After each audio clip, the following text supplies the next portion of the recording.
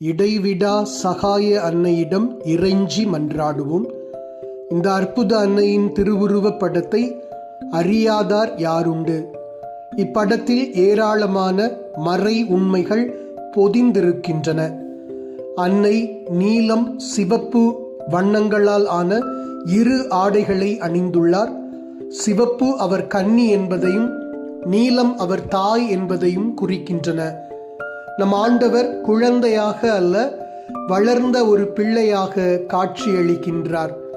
திருப்படத்தின் இடது பக்கத்தில் புனித மிக்கேல் அதிதூதரும் வலது பக்கத்தில் புனித கபிரியேல் அதிதூதரும் காட்சியளிக்கின்றனர்.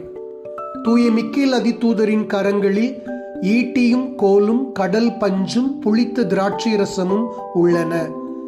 கபிரியேல் தூதர் சிலுவையை தன் கரங்களில் ஏந்தியுள்ளார். இவை இயேசுவின் பாடுகளை குறிக்கின்றன.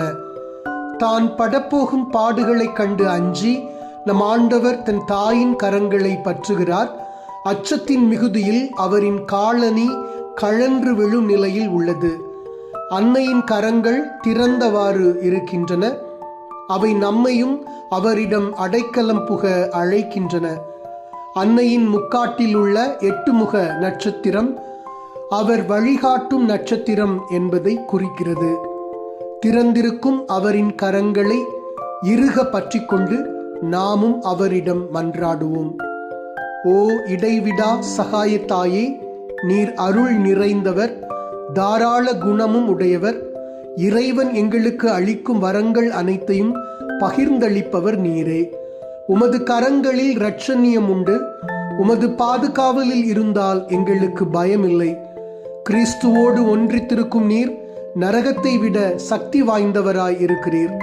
ஓ இடைவிடா சகாய தாயே, எங்கள் பாவங்களுக்கு மன்னிப்பையும் கிறிஸ்துநாதரிடம் அன்பையும் இறுதி வரை நிலைத்திருக்கும் வரத்தையும் என்றும் உமது சகாயத்தை நாடும் மனதையும் உமது திருக்குமாரனிடமிருந்து பெற்றுத்தாரும். நமது வேண்டுதல்களை சகாய அன்னையிடத்தில் ஒப்புக் கொடுப்போம்.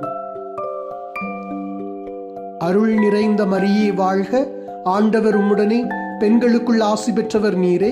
உம்முடைய திருவயிற்றின் கனியாகிய இயேசுவும் ஆசி பெற்றவரே. புனித மரியே, இறைவனின் தாயே, பாவிகளாயிருக்கிற எங்களுக்காக இப்பொழுதும் எங்கள் இறப்பின் வேளையிலும் வேண்டிக் கொள்ளும். ஆமென். இடைவிடா சகாய மாதாவே, எங்களுக்காக வேண்டிக் கொள்ளும். இடைவிடா சகாய மாதாவே, எங்களுக்காக வேண்டிக் கொள்ளும். இடைவிடா சகாய மாதாவே, எங்களுக்காக வேண்டிக் கொள்ளும். ஆமென்.